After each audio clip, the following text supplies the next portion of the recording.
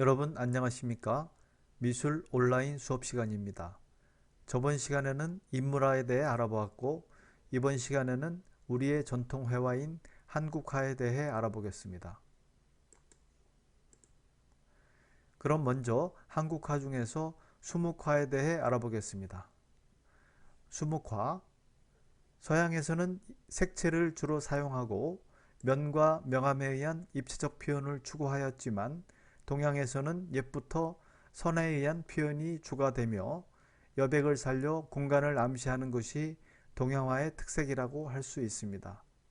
또한 수묵화는 우리나라와 중국에서 발달한 먹과 운필에 의한 회화 예술입니다.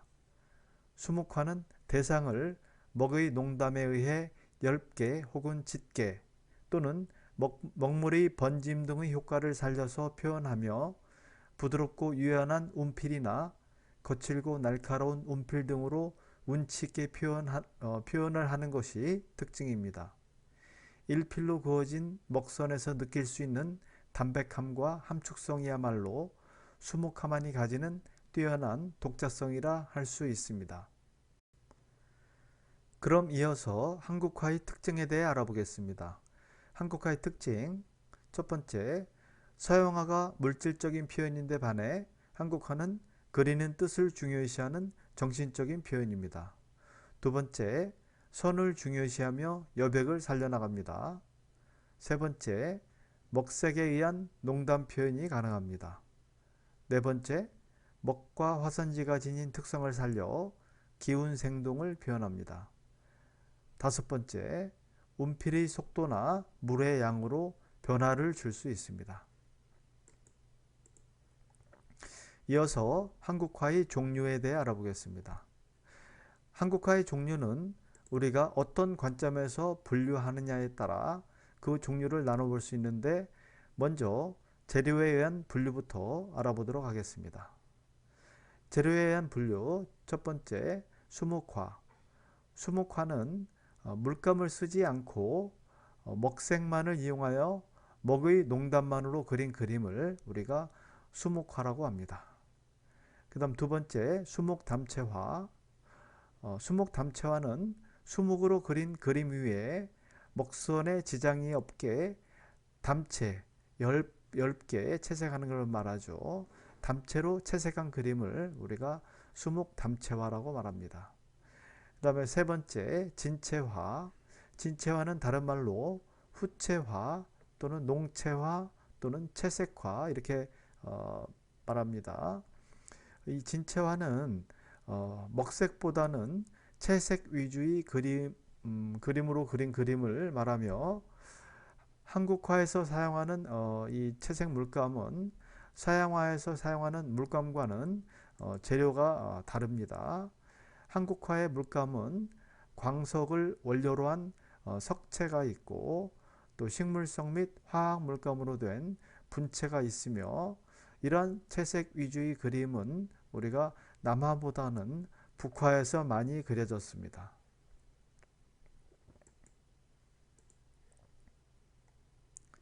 그럼 이러한 수묵화나 수묵담채화 또는 진채화의 예시작품들을 살펴보도록 하겠습니다. 맨 먼저 여러분들이 감상할 작품은 수묵으로만 그려진 작품인데 이 작품은 조선 초기의 대표적인 문인화가 강희안이 그린 그림입니다. 깎아지른 절벽을 배경으로 한 선비가 바위에 기대어 물을 바라보고 있는 모습을 담고 있습니다. 흑백의 대비가 강한 묵법과 자유분방한 필치가 자연을 관조하는 선비의 모습과 잘 어울리면서 문인화 특유의 확격을 보여주고 있습니다. 다음 이 포도 그림은 16세기 조선 전기의 신사임당이 그린 작품으로 비단의 수묵으로 그린 수묵화 그림입니다. 사임당 신씨는 율곡 이의 어머니로 잘 알려져 있으며 신문과 서화에 모두 능했던 문인으로도 명성이 높습니다. 그녀의 이러한 명성에 걸맞게 현존하는 작품도 상당하여 동시에 활동했던 어느 화가보다도 많은 작품들이 그녀의 이름으로 전해지고 있습니다. 그러나 신사임당은 그림을 전문적으로 그린 화가는 아니었습니다. 더구나 48살에 타계한 것을 감안한다면 평생 동안 그림에만 전념했던 전문 화가들보다 유작이 훨씬 더 많다는 것은 뭔가 석연치 않은 면도 있으나 그녀가 그림을 잘 그렸다는 점만은 의심의 여지가 없으며 당시에도 그림으로도 명성이 높았습니다. 작품을 보게 되면 그림이 다소 잘린감이 없지 않지만 화면의 중심선을 따라 줄기를 내려뜨리고 하단부에 넓은 잎과 큰 포도송이를 배치하여 안정된 구도를 취하고 있으며 짙고 옅은 목을 적절히 구사하여 싱그럽게 익어가는 포도알의 모양을 잘 그려내고 있습니다. 또한 젊고 싱싱한 줄기는 진한 먹으로, 늙고 오래된 줄기는 옅은 먹으로 처리하여 생동감과 변화를 잘 살려냈습니다. 섬세하고 담백한 묘사와 부드러운 필치에서 여성적인 우아함이 느껴지는 그림이라 할 수 있습니다. 이 작품은 현재 우리가 사용하는 5만원권 지폐에서 신사임당의 초상 그림 옆에 도안화되어 들어가 있습니다. 바로 이렇게 도안화되어 있습니다.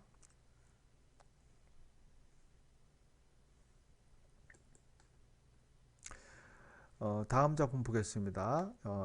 이 작품은 인왕제색도란 작품인데 조선 영조 때 화가였던 겸재정선이 수묵의 먹색으로 서울에 있는 인왕산의 모습을 그린 그림입니다.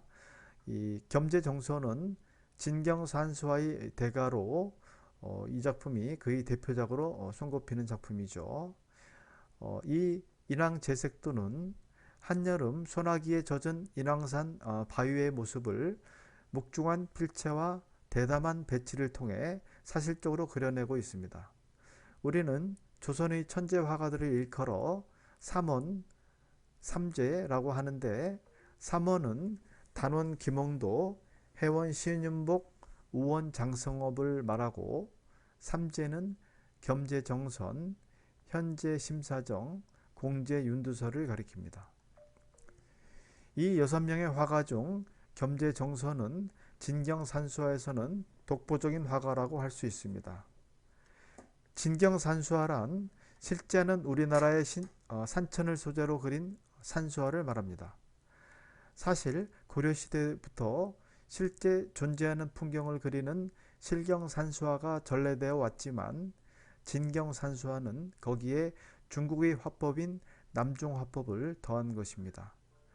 전경은 이 진경산수화에 조선의 풍경에 어울리는 표현을 가미하여 본인만의 장르를 개척한 인물이 바로 겸재정선입니다. 인왕제색도는 정선이 황혼에 접어든 76의 나이에 완성한 역작입니다. 먼저 이 그림의 제목부터 살펴보면 인왕은 서울 삼청동 뒤편에 자리 잡은 인왕산을 말하는 것이고 제색은 비가 온 후 막 갠 풍광을 일컫는 말입니다. 따라서 인왕제색도는 이름 그대로 한여름 소나기가 한 차례 지나간 인왕산의 봉우리들을 그린 그림을 말합니다. 그런데 그림을 보다 보면 이상한 점을 하나 발견할 수 있습니다. 실제로 인왕산의 봉우리는 검은색이 아니라 흰색인데 정선은 그것을 검게 그렸습니다. 그것은 비가 온 후에는 봉우리가 젖어 검은색으로 변하기 때문입니다. 이것이 눈에 보이는 대로 그리는 진경산수화의 특징 중의 하나인 것입니다. 검게 칠한 바위에서는 남성적인 웅장함이 느껴집니다. 이는 그림의 구성에서도 드러나는데 인왕제색도의 상단 봉우리 일부분은 잘려있고 좌우 아래는 생략되어 있습니다. 일반적인 그림에서 볼 수 없는 구성입니다. 이는 그림을 보는 사람이 봉우리 가까이 다가선 것 같은 느낌을 줍니다. 정서는 인왕산이 주는 압도적인 중량감을 표현하기 위해 파격적인 구도로 봉우리를 배치한 것입니다. 이 작품은 1984년 국보 제216호로 지정되었으며 현재 리움 미술관에 소장되어 있습니다.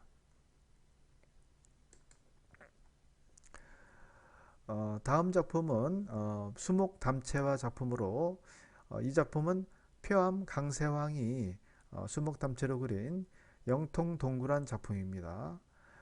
이 작품은 1757년 송도 유수였던 사수 오수채의 초청으로 송도 일대를 여행한 강세황이 송도, 지금의 개성이죠.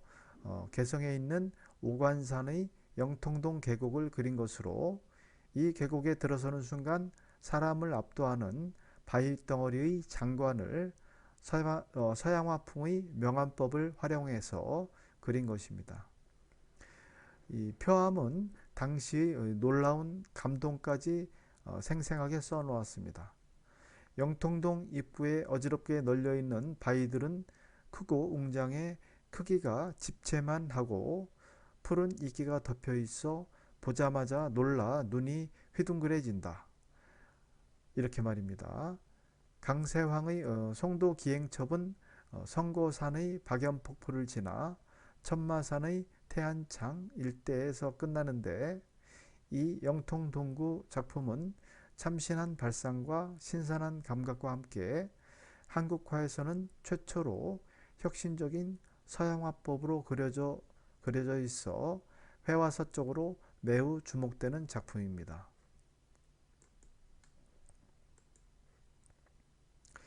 이 그림은 언뜻 보면 장엄한 자연의 모습을 보여주는 듯 하지만 우리의 시선은 자꾸만 오른편 아래에 조그맣게 그려진 두 인물의 시선이 끌리게 됩니다. 빈약한 나귀에 올라탄 퉁퉁한 선비는 주위 경관에 넋이 나갔는지 뒤따라오는 말구종 아이는 아예 제쳐놓고 저 혼자 앞서 터벅터벅 산길을 가고 있습니다. 경치는 경치대로 대단하나 나는 여전히 나일 뿐이라는 선비의식이 몸에 배어있는 듯이 보입니다.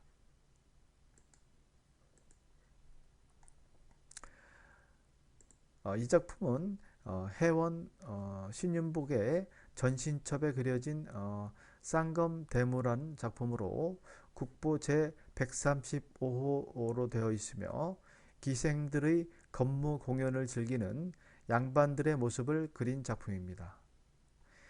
이 작품은 조선 후기 양반 문화를 그대로 보여주는 대표적인 그림이라고 할 수 있습니다. 이 그림의 내용을 보면 세력가인 귀족이 악공과 가무에 능한 기생들을 불러다가 즐기는 장면입니다. 악공과 기생의 숫자로 보아 이 놀이가 보통 규모는 아닌데 이를 즐기는 사람들은 오직 주인 대감과 그의 자제난관인 듯한 사람 둘뿐입니다. 이 일가의 세도가 어지간해 보입니다.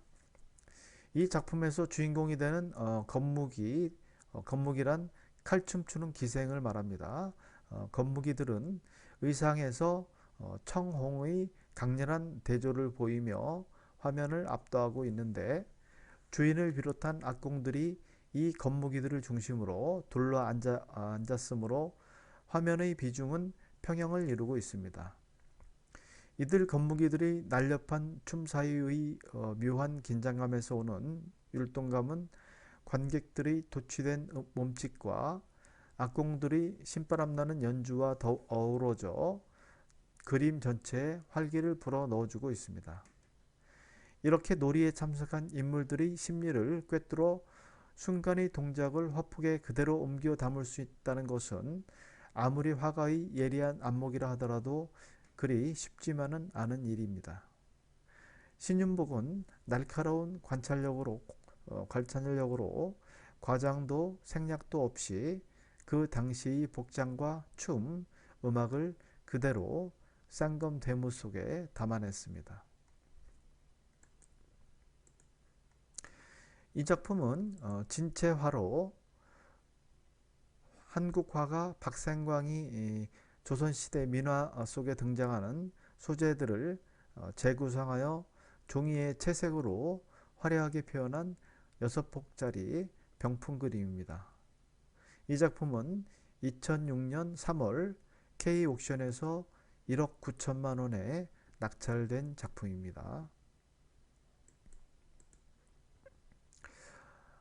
이 작품도 역시 진체화 기법으로 그려진 십장생도 병풍으로 현재 국립고궁박물관에 소장되어 있는 작품입니다.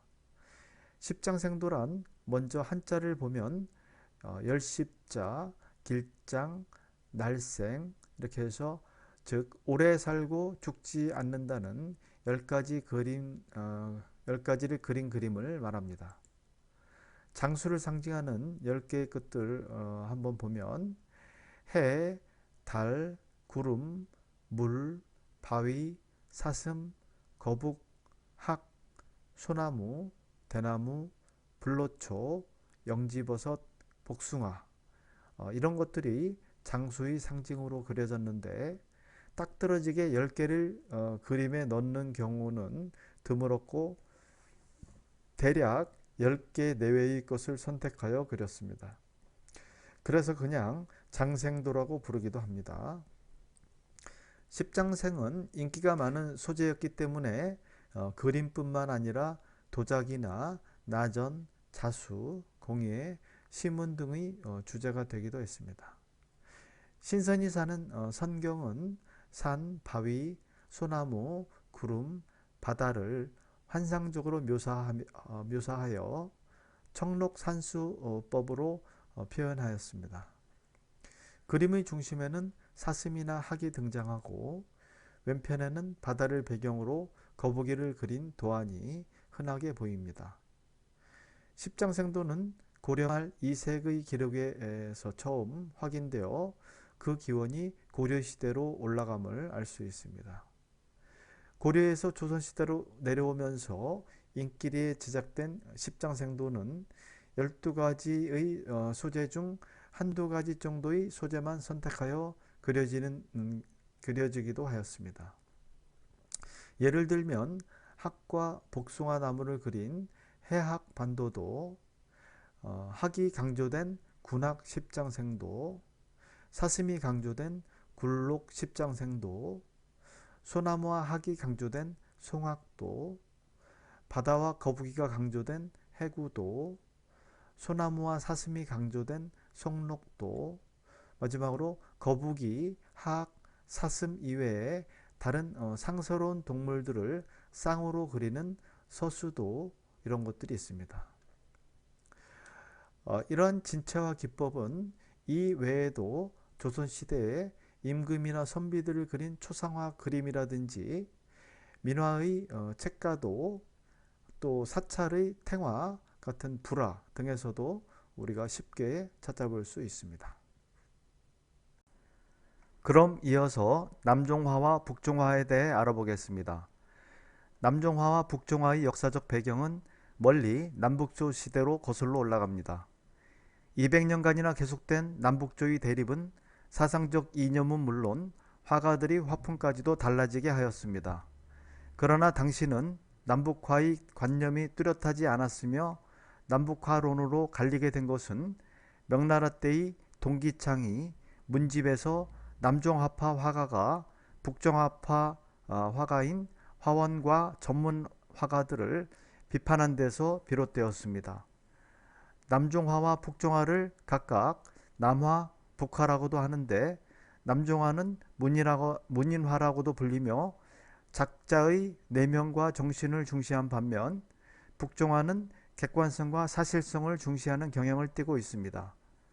그러면서 남종화는 몰골법을 통한 수묵 위주의 그림으로 북종화는 구룩법으로 그려진 채색 위주의 그림으로 발전하게 됩니다.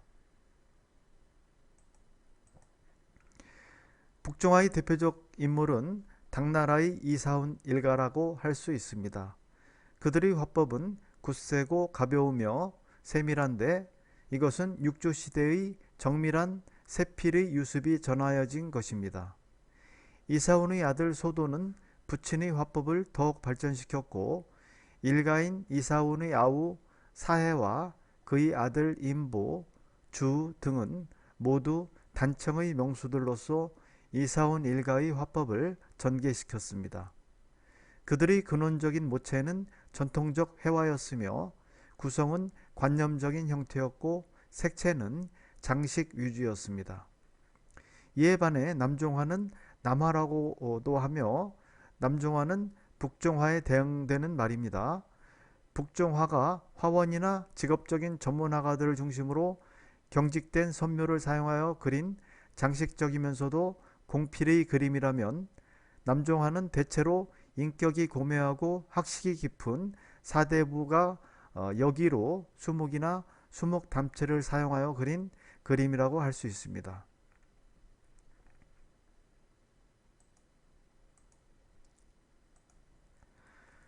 그럼 이번 시간도 유튜브 영상 하나를 소개하며 마칠까 합니다.